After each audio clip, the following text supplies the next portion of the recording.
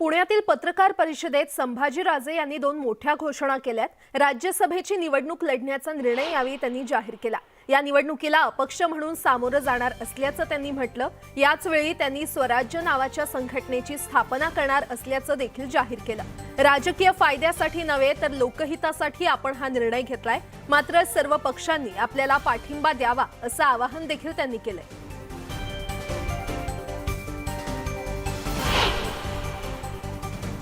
आणि आम्ही सर्वजण एक संघटना स्थापित संघटना स्थापित करणार आहोत आणि त्या संघटनेचं नाव आहे स्वराज्य।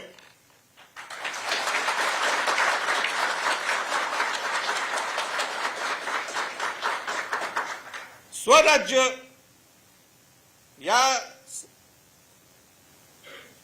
संघटना ह्याचा प्रसार होण्यासाठी स्वराज्य संघटित करण्यासाठी मी लवकरच या महिन्यातच ज्याप्रमाणे शिवशाहूचा दौरा मी महाराष्ट्रात केला होता, पिंजून काढला महाराष्ट्र, त्याप्रमाणेच महाराष्ट्राचा दौरा लोकांच्या भावना समजून घेण्यासाठी, लोकांना विश्वासात घेण्यासाठी आणि लोकांना स्वराज्याच्या नावाखाली संघटित करण्यासाठी हे स्वराज्य ही संघटना आज मी डिक्लेअर करू इच्छितो, ती स्थापन झालेली आहे। हे स्वराज्य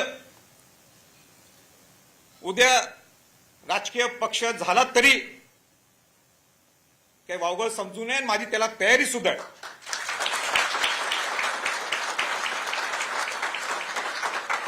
पण पहिला टप्पा आपण संघटित होणं गरजेचं आहे आणि स्वराज्य संघटित होण्यासाठी या मे महिन्यामध्येच माझा महाराष्ट्राचा दौरा आहे। राज्यसभेची निवडणूक मी निश्चित लढवणार आहे, पण ते निवडणूक लढवताना कुठल्या पक्षात जाणार हा सगळ्यांच्याकडे संभ्रम प्रश्न आहे।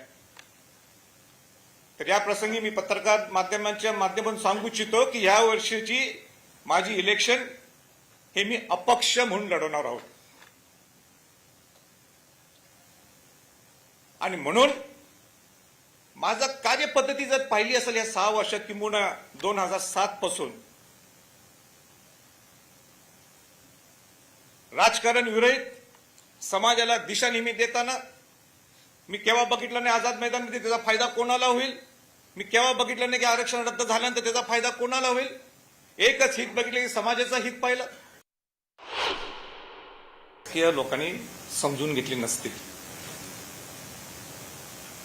जे घडलं ते चुकीचंच घडलेलं आहे, त्यामध्ये काय दुमत नाही।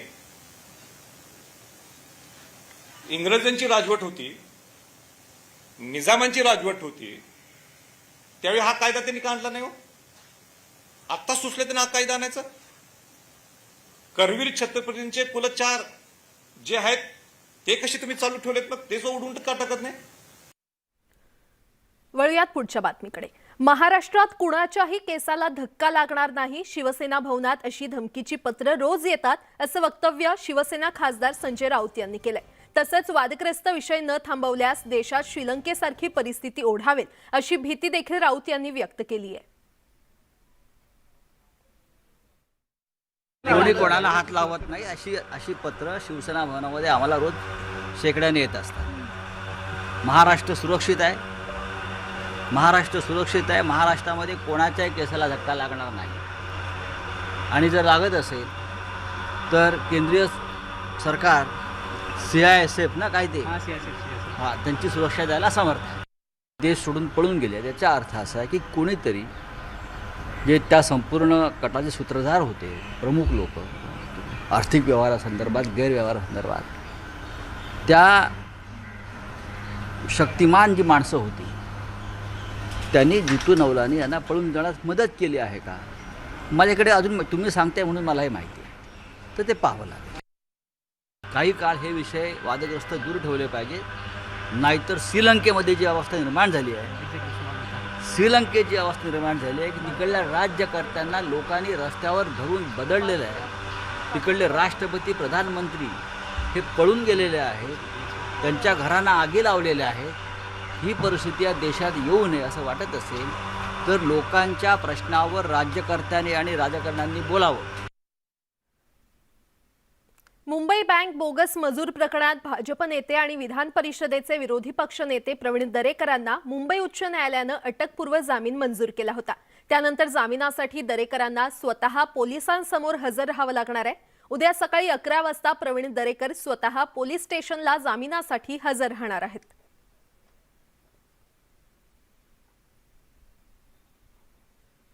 यासोबतच इतरही काही महत्त्वाच्या बातम्या आपण पाहणार आहोत. तुर्तास एक छोटासा ब्रेक. पाहत रहा न्यूज 18 लोकमत.